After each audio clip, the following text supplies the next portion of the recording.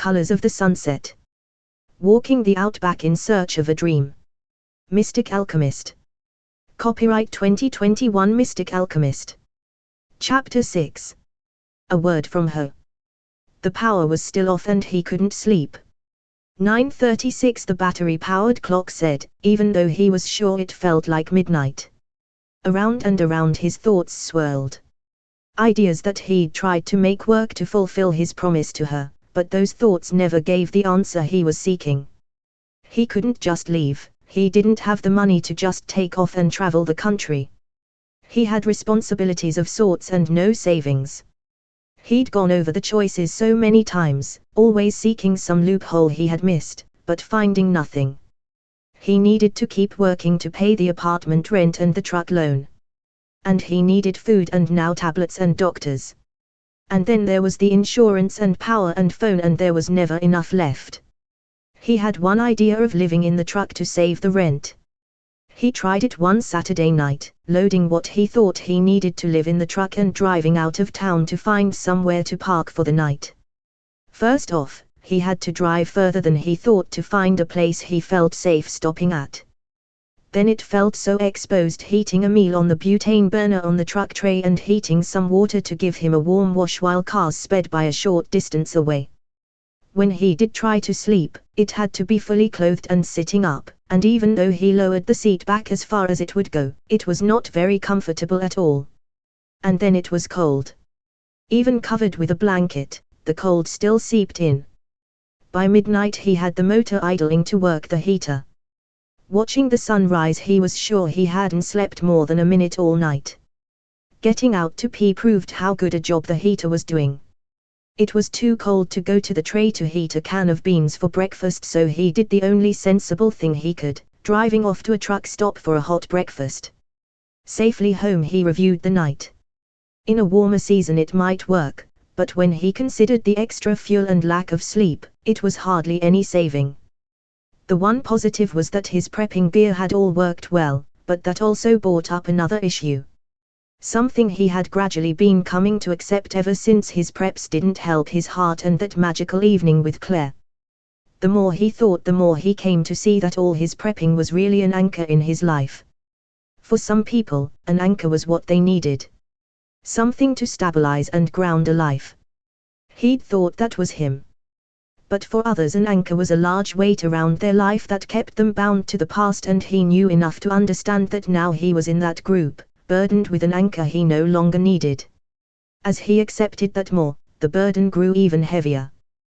Those preps so carefully stored and catalogued were the only things of value he really owned, and they had ruled his life completely. That truck was to move them. This apartment was to store them. His job was to grow and maintain them, and his whole life was for those black plastic pails. He decided he should try to sell most of his stash. Everything was in great condition and should hold its price. Survival knives and axes. Compasses and binoculars. Freeze-dried food for a year or more, and the best equipped bug outback he could find. Thousands of dollars he spent, but when he tried to advertise some, the results were always the same. They're used, they said. They've been opened and you can't be sure they haven't been tampered with. They still offered to buy, but only at a price he didn't want to sell. One meal a day, he decided. I'll eat one survival meal a day and save buying so much food. At that rate it would be about 4 more years before the pile would be halved. Then he thought of selling the truck. He wasn't attached to it like some men are with their cars, it was a tool after all, and he'd bought it to transport his preps. The idea of selling slowed when he did the figures carefully. If he crossed fingers on both hands and didn't cross any black cats, he might just be able to sell the truck for as much as he still owed. At least he wouldn't have to find the payment, and there would be no registration and insurance to pay, but he would be left trapped with a pile of plastic pails in a lonely apartment. 9:43. Why haven't they fixed the power yet? And then, why does it matter? What else am I going to do? He thought of her. Every night he thought of her, but tonight he felt as though he had betrayed her. Betrayed his promise to her. Forgive me, Claire, he said aloud. I've been trying. Walk. You had the strength to carry me, now carry yourself and walk to your dreams. Often he'd talked to her, half hoping she would answer but never really believing it would happen, and yet it was her voice and he would never have thought of what she said. Stillness in his thoughts for the first time in months, knowing deep inside that what had been said was truth. All his objections, and they were really excuses he knew. All his objections were gone in that one word. A saying from the Bible came. Something like pick up your load and walk. Or was it bed? Pick up your bed and walk. It didn't matter. In one word was a way out of his situation, but once the initial euphoria had subsided, reality came back, and the power came back on. He heard the hum of the fridge as it started again. There was light the other side of the bedroom curtains and the blaring of forgotten TVs returning to life. Out of bed now and pacing the small apartment for things he'd forgotten to turn off to, but he couldn't get in the mood to go back to bed, his mind still racing and his whole body felt like he wanted to do something. Evening walk. That would tire me.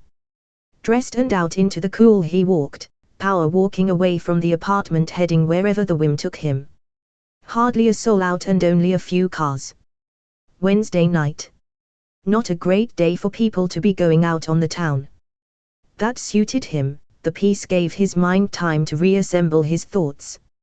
Without consciously choosing, his path came to the park and before he knew it he was sitting on their bench under the large bay tree. "Thank you, Claire," he said aloud. A noise shook him from his trance and he reassessed his situation. Late at night and sitting alone in a dark park like a pervert or rapist. The more he looked the more he saw. This wasn't where he should be. This city was not the paradise he thought, not everyone had good intentions.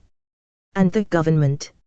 Rules and fees and regulations and everything so ordered, even when you could leave your own home and where and when you do anything outside. Oh, they always had a plausible reason, and most acquiesced without a murmur, but he remembered how things had been when he was young.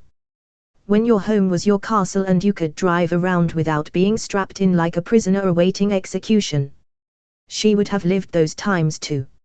She would remember the freedom. Maybe that was why she wanted him to get away. Maybe he needed to find a place where one was allowed to live in freedom. His walk back was more leisurely. Time to think of where he really wanted to go. It had to be north toward the warmth, and it needed to be a place that would survive the earth changes that would eventually come. The west side of the Great Dividing Range in Queensland. He knew of the area. High enough to be clear of the floods and yet good ground and climate to regrow food, but it was a very long way to walk. Settled from the walk, but still thinking too much to sleep, he turned to the laptop and began searching for information about walking. How far could a man walk in a day? How much load could he carry? How much food and water? The more he searched, the more questions he had. He knew he walked about 4 kilometers in an hour and that was enough to tire him, so he really couldn't expect to walk all day. How much rest would he need before he could walk again? He read how the Roman legions walked 80 kilometers every day carrying all their camp, but he was not a legionary and they were at least half his age too. Maybe 3 goes of an hour each, that would give plenty of time to recover between and it should be possible to do. He would only move 12 kilometers a day, that was providing he could keep walking that fast. The highway around Australia's coast was about 15,000 kilometers, so to do that would take him more than 3 years. What if it rained? He would have to shelter and wait. Heat the same. Maybe 12 was too ambitious. 10 kilometers a day average would be a better figure to use, so 5 years to lap the country. But then why circle the country? He had no real destination and nowhere to be. He knew he wanted to be away from cities and lots of people and their rules, but most of the country was empty, so that's where he should plan to go. Just point north and walk and let the country dictate, but he still hadn't worked out what to take and where to sleep. Tents were something he had only looked at in the distance, never thinking he would be considering living in one like a homeless man. That thought stopped him cold. He would be technically homeless. As homeless as a man sleeping on a park bench. As homeless as those people begging in the street. He never thought of him ever being homeless in his life. What would people say? Who cares? No one seems to care what I think. But he still couldn't shake the fear of judgment. There was more walking tents than he imagined throughout the net. Green ones. Blue ones. Silver ones. Ones with windows and ones with awnings. Ones with instant up support poles and others without, but all said they were the best thing ever for camping in the outback and all promising they were the lightest and would pack into the smallest space. He was not convinced. Then there was bedding.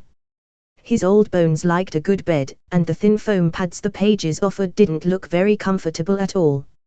Maybe for one night he could stand it, but forever. Then there was food and water. Once you left the cities, water became scarce. He'd driven out a few times and knew the vast distances with nothing. No water and definitely no food. That sent him in a new direction and he studied maps trying to find the furthest distance between towns he thought he would find. Over 250 kilometers. At least 3.5 weeks walking and with drinking 2 liters of water a day with another for cooking that made at least 60 liters of water to carry.